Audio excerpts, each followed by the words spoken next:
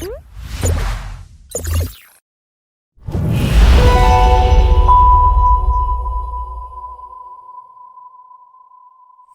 everyone, welcome to the Tech Podcast series. This is Lakshit Pant from Azure Developer Community, and we are back here again with another episode where, in this episode, we will follow Milind to understand the impact of robotics in our lives. And Milind is the managing director of Affordable Robotics and Automation Limited (ARAPL), a Pune-based automation industry serving diverse sectors and innovating a lots of sectors in through automation and every stuff. And Milind, first of all, if you could introduce yourself first. Yeah, hi. Thanks for having me here. I am Milind Padole, and I am founder of ARAPL. So we started this company in 2005. I studied my engineering from VJTI Mumbai. Post that, I worked in companies like Mahindra and Kumau. Kumau is a Fiat subsidiary company. Post that, in 2005, I started robotics when robotics was like 0% penetration in India. Okay, so before that, I was in Kumau, which was an Italian subsidiary where I learned robotics, Okay. and uh, in 2005 we started. So we have completed 17 years now. Uh, so it's a long journey, and now we got listed on Bombay Stock Exchange in 2018, Oh wow. and yeah, and now we have started in US our operations, and that is how we are. Okay, that's a very fantastic industry to work upon, right? Because lots of innovation we see nowadays happening even and when you started, 17 years back, no one would have thought about automation and all this stuff.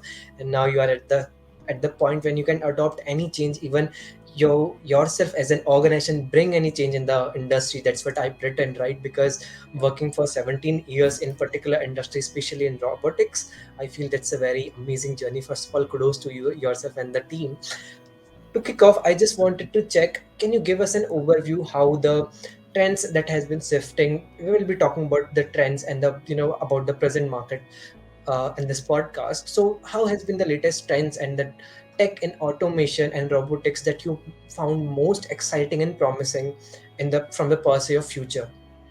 Lot of change in trends, right? When we started welding robotics. So let us start about automotive, right? So Right. we started with welding robotics in automotive. So be it car, bike, or three-wheeler, right? So if you see, earlier there were a couple of models, right? One or two models or a few models which used to run, and each Is it model used to run for years, right? right? So from there now we are like, every individual, every user wants a different model or different styling. So the number of models launched are too high.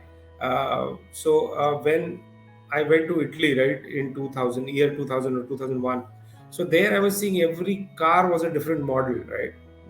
So that trend is coming here, and I used to sit on the side of the road and I used to see every car was a different model, and I used to think how they produce so many models, right? So, and during those days in India, like I remember, I bought Maruti 1000. Okay, Okay. and there were hardly two, or you can count on finger, right? Okay. So when such a huge model changes happens, it is just impossible for any company to train a human. How many languages you can train, and how many Exactly. models a person can manufacture in a factory. So all these are the compelling factors, for automation. So when skill level required for a particular person is less, you can still manage with manual. But when the skill level, आज मुझे Harrier बनाना है, कल मेरे को hexa बनाना है, परसों मेरे को ये बनाना है, how many models you will teach? And then that person has so many opportunities. If he is trained, he will leave. Then again you are square to zero one, to Right. it's the same point. So how many times you will teach, how many people you will teach, and there is a limitation to teach. So all these factor, forces. As far as warehouse automation, we will see you know, so earlier you used to go to the mall and buy things. Now things come to your house. So Right. that's the biggest change you have done as far as user is concerned. So user changes certain things and then the whole ecosystem changes at the back, right? So till yesterday we were driving gas ka or petrol ka gadi. Now suddenly we started saying कि नहीं, Electric vehicles, electric right. is good, right?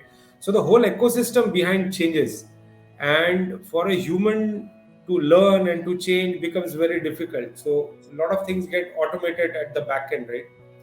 Earlier you used to get a delivery from post Right. during my days, Right. and we were at mercy, right? कभी पहुंचा तो पहुंचा, नहीं तो busy. Now you Exactly. want things in 10 minutes. You want iPhone delivery in 10 minutes. Right. So these are the changing, right? So it is not only labor cost. We keep on saying कि अरे labor cost तो बहुत सस्ता है.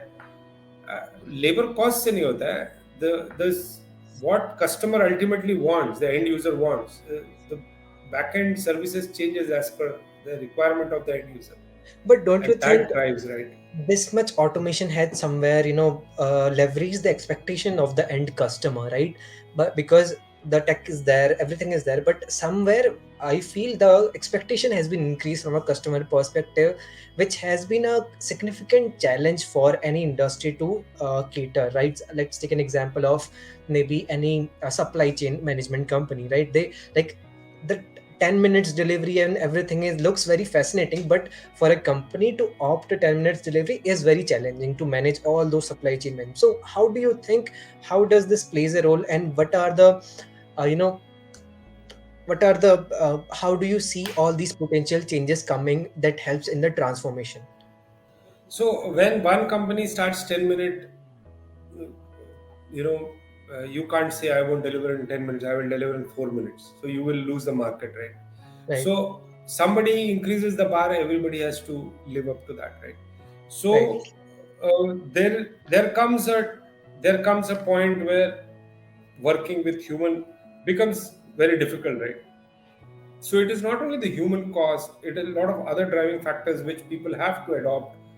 Um, so coming years, if somebody can do a lot of connected, interconnected, sharing type of systems, whatever it Okay. is, like manufacturing facilities, be it warehouse, be it last mile delivery, interconnected logistic. If you see, we have said in our decks at multiple point that we want to do, our vision is sail is solution for autonomous interconnected logistic, right? So Okay. that means like we have been riding in the shared rickshaw from so many years, Right. since our childhood, right, in India. Right. So we should know better that sharing a rickshaw and 5 people sitting in rickshaw and going is the cheapest mode of transportation. So that's the way forward, right? If everybody wants, so now if you see one car brand is being manufactured in another car factory, why the big giants are doing like that? So they are sharing the whole capex, they're sharing the cost, right? So a lot of changes like this has to be done. A lot of automation has to be done to live up to expectation of the end customer. Exactly, and we have seen maybe some greatest collaboration of maybe in last year, like Microsoft and OpenAI, and there are some couple of Yeah. more industries that are coming up together to build something really extensive for the end users or the customers out in the globe. Right now, coming to a little specific about your organization. So, how could you please elaborate how has been your companies leading the way in all these automation processes, and what are the solutions that sets the organization apart? So we started with welding line automation, right? And then we started with automated parking. Now we have gone into mobile robotics and warehouse. So we are diversifying in various sectors which are growing faster. So we started with automotive, then real estate, then 3PL and e-commerce, and we will keep on shifting to other sectors which will drive the major growth. So we keep on developing niche products, niche automation products which are not there in the market, which are futuristic, and that is what is our USP, right? Along with these 40 17 years that you have mentioned, what has been your marketing strategy to put any client adopt your solutions, whether it can be any client, it can be a very big organization, or it can be a startup, or it can be any government organization as well? How has been your marketing system, or the model has been there to provide the end user or the end B2B place the right product? So our strategies were like, if we can start selling products which can be scaled up faster. So we have been building products. We have been shifting our gears uh, for last 17 years, slowly and steadily towards putting our domain expertise into productizing the whole knowledge. So we don't want to customize too much. Eventually we want to productize all our robotic domain experts. We will move towards more of product than service. Okay, and somewhere at the starting of this podcast, you mentioned about the education part and the manual education, that you can't educate all the men's everything that that model can do. Absolutely, because that much of compute power is not possible as at present. So I just wanted to know what are the ways by which you educate your organization, colleagues, or maybe employees. What way you find to what's the best way to educate your employee with the latest tech trends that are going in the market, because tech shifts every seconds, right? So how do you stay up to date with the technology, and how frequent do you adopt any tech? So we keep on having a lot of seminars for our people. We continuously train them on new technology which is coming up. So that's a part of if we have to be ahead in particular trend.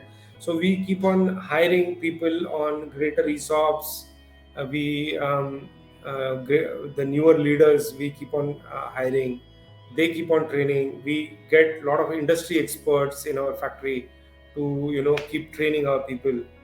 And so training is a continuous part in our organization, right? So we keep on calling industry experts if that's the question. So, and we keep on hiring new experts also in our organization. And what's the difference? So as I mentioned about hiring, I just wanted to check, like, what's the difference that you have seen in the Gen Z minds, and the folks who are already have been working with experience, have a great experience?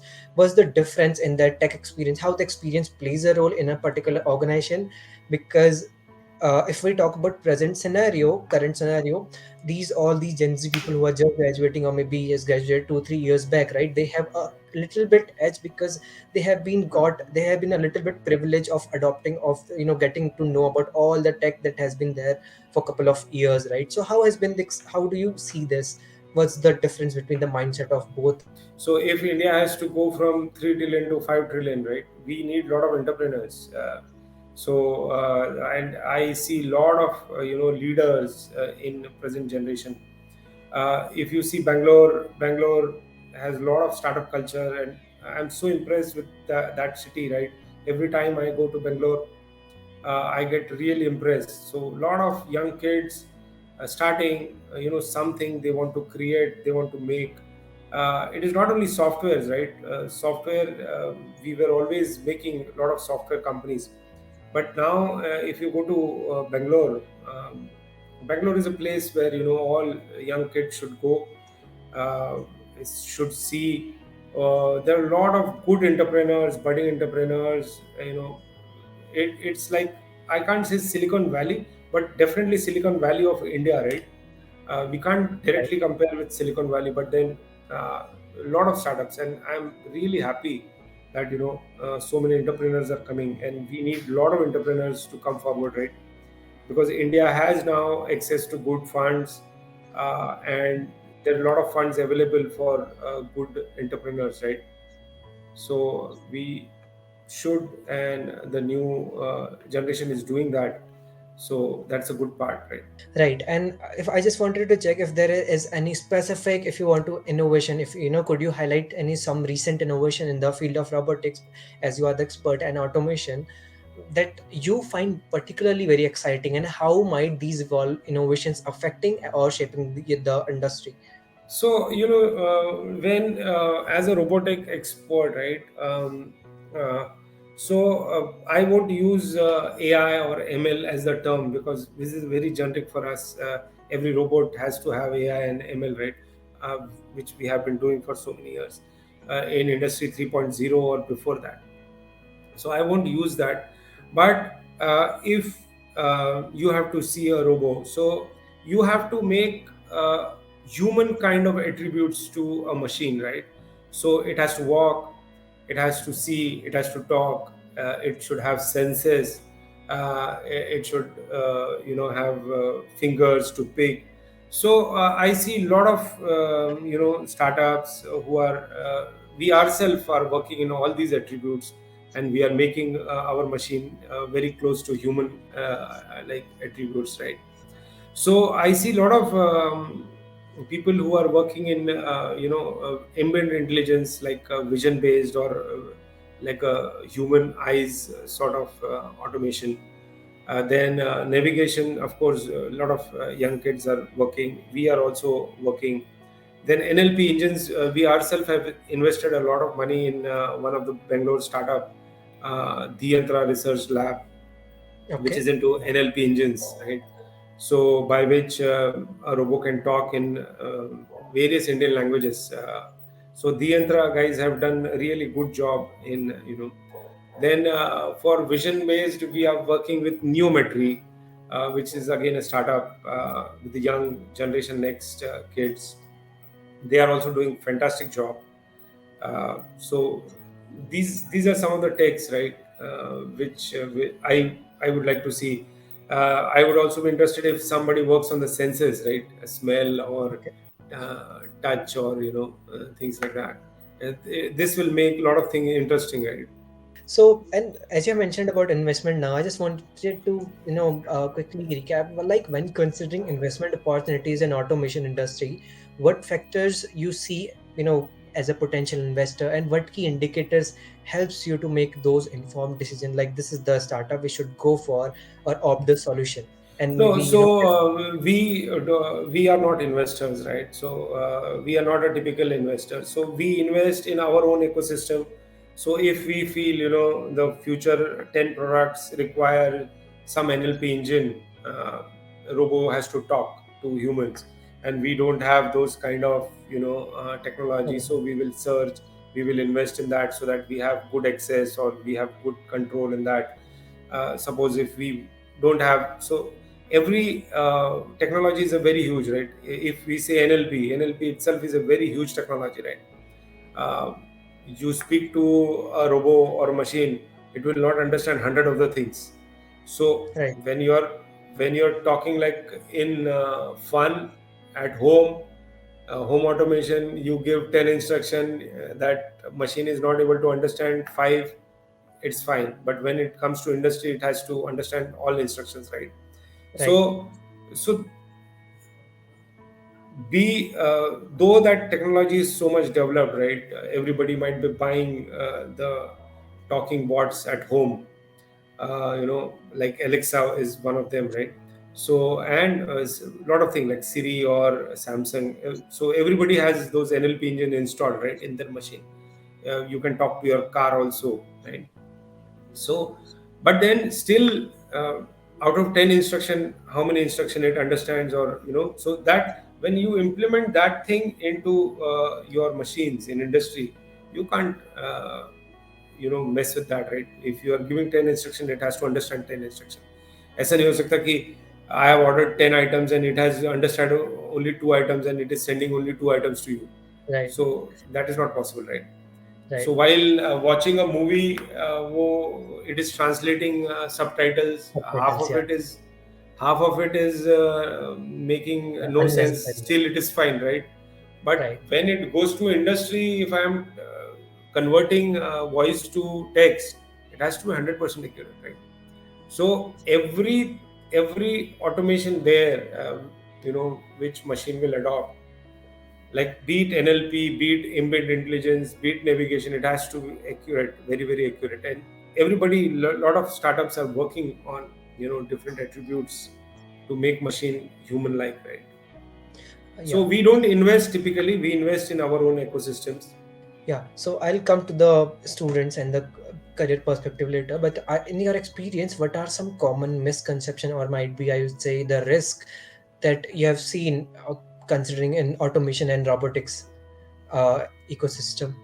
Like there I are multiple when it comes to AI it's a ML. sunrise, it's a sunrise industry, right? It is Okay, going to grow. You like it, you don't like it, it is going to grow, because okay, you want delivery in 10 minutes, because you every individual is aspiring young kid who needs a different model of car. So uh, so this automation, you like it or you don't, it is going to come, right? It is inevitable. So that is point number one. So I don't see any risk. The risk is, uh, too much of automation.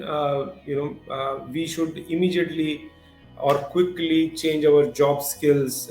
So earlier, if you see my dad's age, probably uh, one skill would have survived their whole life, right?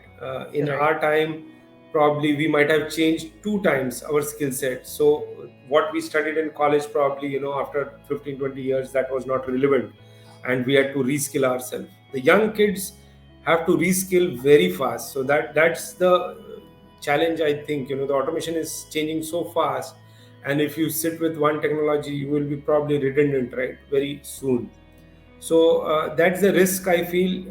People should adapt. People, if become complacent, can become, right. And as you mentioned about young generation, because automation and robotics especially is a one has to invest at least some decent amount of money, while learning all these robotics. That's what I have experienced. So how do you think, is there any model by which one can start, or maybe what would the best way you would suggest to all these young kids who want to learn robotics or automation to start their career, or when we see from a 5 to 10 future building a career as a person?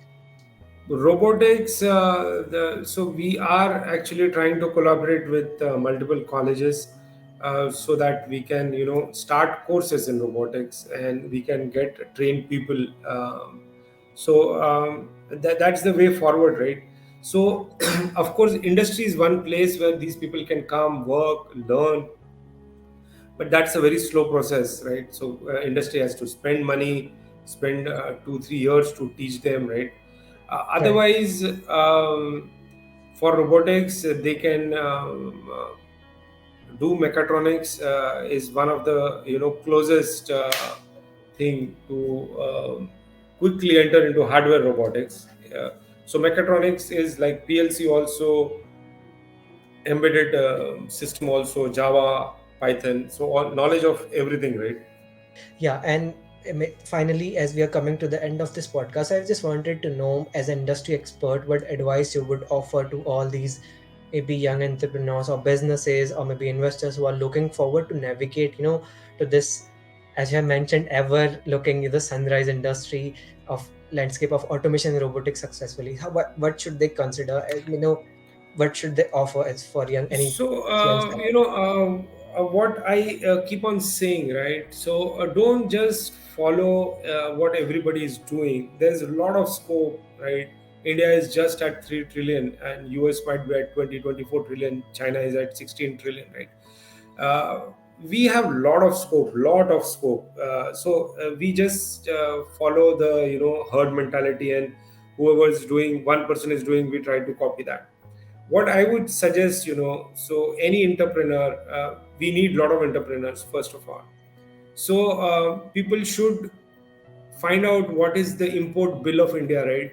So those are the problems of India, right? Try to solve those problems, and our economy will grow. So first problem is we import maximum oil. So find out what is the alternative oil. Somebody has made electric vehicle, right? You make hydrogen vehicle, you make whatever vehicle. So there is a lot of scope. So if our uh, whatever is tax we are paying to import oil, so that is the biggest problem. Solve that problem. So Right. why somebody can't think that. Second is gold. We import, second largest import bill of India is gold. So do something of gold. Create, I don't know, something has to be done, right? Third is electronics. Enter into electronics, start making electronics, start making embedded. You go to a gym and the sada treadmill is imported. We can't make Okay. a control panel of a. You Okay. go to anything. You go to a tire changing shop. The machine is imported. Why we can't make those embedded systems? So electronic is the third largest thing. It is electronic. It doesn't mean mobile phone and TV, right? So you go Right. anywhere, and electronics is the highest import bill, and fourth is the capital goods. So everything is important, everything. So I would say pull out the import bills of India, see what is being imported maximum for last 4 years, take that item, start developing that. See Okay. shortlist 4 5 items, देखो तुम्हारा क्या interest है, what is interesting you, right? Start making that, don't copy. There are a lot of scope. Everything is imported from India, everything is a lot of things are imported. So start making that. There's a lot of scope, I would say. Start looking at problem from different angle. Don't see कि अरे मेरे को क्या करने का, मेरे को पता ही नहीं, मेरे पास तो पैसा ही नहीं है. There are a lot of fun people available who want Right. to give it to the entrepreneurs, right? Entrepreneurs. And maybe, sir, you might be surprised to see, but this is the 159th podcast that I'm doing over the course of 1 year. But this is the best piece of advice I ever got. That because there are every time people used to say there are so many opportunities, but no one wants to grab it, and there are you should try something, doing maybe there are not you can't innovate, but you can't better the solutions that are already present in the market. That's what the per se has been of all the all the startup holders and all these directors that I have talked to. And that's something very new to me that came up from you, and I really respect you for the same. And that's the for all the listeners, that's what you understood, right? Everything, there are lots of opportunities in the market. Scope is very big. Just don't limit your scope and expand it better and better, more and more. And always these brilliant minds like And Milind said is all. Yeah. we would always like to mentor young Yeah. entrepreneurs.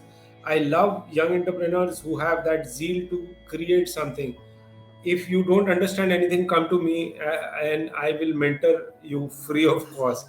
But Right. be entrepreneurs, right? So make Right. something of your own, create something. Yeah, that's thank you for those kind insights, and definitely those who are listening to this podcast, you have got the kick now. Sir is here to mentor you, so just try and explore, research, do your brainstorming stuff, and yeah, you got your mentors here only from this podcast. And thank you, sir, for this joining for this podcast. It was really nice talking to you. Due to paucity of time, we have to pause it here. I have some now. It has been more complicated, but I just wanted to talk on lots of stuff from you, and definitely looking forward to another episode of this podcast. Sure, sure, we will So. join again. Thanks a lot. Yeah. Thank you, sir, for joining in. Thank you, everyone, for listening to this podcast. See you next time. Thank you.